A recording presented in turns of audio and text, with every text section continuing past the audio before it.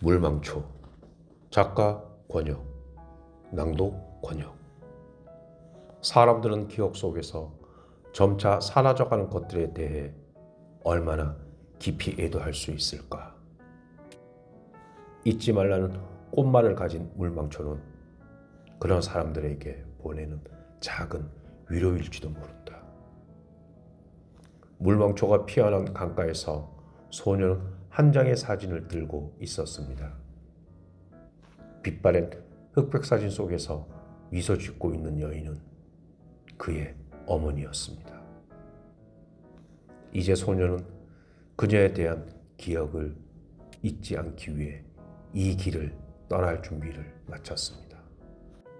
이야기는 1990년대 후반의 한 작은 시골 마을에서 시작됩니다. 주인공 윤정은 중학생 시절 강가에서 우연히 물망초 꽃밭을 발견합니다. 그곳은 마을에서도 외진 곳에 있어 아무도 자주 찾지 않는 장소였습니다. 물망초 사이에 앉아 책을 읽곤 하던 윤정은 이내 그곳에서 자신의 유일한 친구가 된 건빈을 만나게 됩니다. 건빈은 도시에서 온 전학생으로 어딘가 쓸쓸한 분위기를 풍기고 있었습니다. 두 사람은 서로의 이야기를 나누며 금세 친해졌고 물망초는 그들의 우정을 상징하는 장소가 되었습니다. 그러나 건빈은 갑작스러운 전학으로 인해 윤정의 곁을 떠나고 맙니다. 떠나는 날 건빈은 윤정에게 물망초 한 다발과 함께 사진 한 장을 건넵니다. 이건 우리 가족이 행복했을 때 찍은 사진이야. 너랑 친구가 된 게 내겐 정말 큰 위로였어. 잊지 말아줘. 시간이 흘러 성인이 된 윤정은 서울의 한 대학교에서 문학을 전공하며 작가를 꿈꿉니다. 하지만 그녀의 마음속에는 여전히 권빈에 대한 미완의 기억이 남아 있었습니다.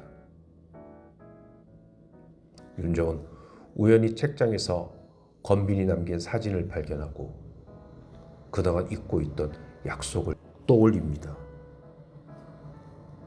언젠가 내가 필요하면 이 사진을 들고 나를 찾아와. 윤정은 권빈을 찾기 위해 사진 속 단서를 따라 나서기로 결심합니다. 사진 뒤에는 춘천 물안개 마을이라는 문구가 적혀 있었습니다.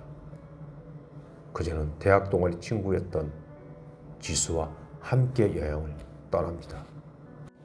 춘천의 물안개 마을은 예상보다 훨씬 더 신비로운 곳이었습니다.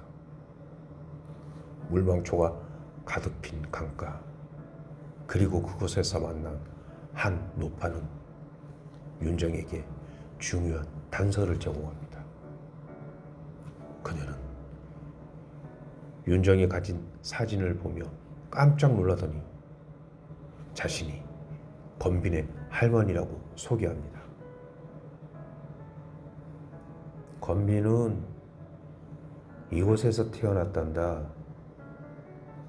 하지만 도시로 떠난 후로는 소식이 끊겼어. 너라면 녀석을 찾아줄 수도 모르겠다. 건빈의 할머니에게 들은 이야기로 윤정은 건빈이 겪었던 가족의 비극과 그가 왜 물망초를 소중히 여겼는지 알게 됩니다. 그는 부모님을 잃은 뒤 물망초를 통해 잊지 않으려 애썼던 것입니다. 긴 여정을 거쳐 윤정은 권빈을 찾는 데 성공합니다. 그는 춘천의 한 작은 서점에서 일하며 조용히 살아가고 있었습니다. 오랜만에 만난 두 사람은 처음에는 서먹했지만 곧 옛날처럼 서로의 이야기를 나누기 시작합니다. 권빈은 윤정에게 감사의 마음을 전하며 물망초가 자신에게 어떤 의미였는지 고백합니다. 잊지 말아야 할 것들을 기억하려는 노력, 그게 나를 버티게 해줬어. 너도 그랬지? 윤정은 아무 말을 할 수가 없었습니다. 윤정은 서울로 돌아와 자신이 겪은 이야기를 바탕으로 첫 소설을 완성합니다. 소설의 제목은 물망초. 그녀는 책의 서문에 이렇게 적었습니다. 잊혀지지 않기를 바라는 모든 기억과 사람들에게 이 책을 바칩니다. 책은 많은 사람들에게 감동을 주었고 윤정은 권빈과 함께 물망초가 피어난 강가를 다시 찾습니다. 둘은 이제 서로를 잊지 않겠다고 약속하며 물망초 사이에 앉아 새로운 꿈을 꾸기 시작합니다.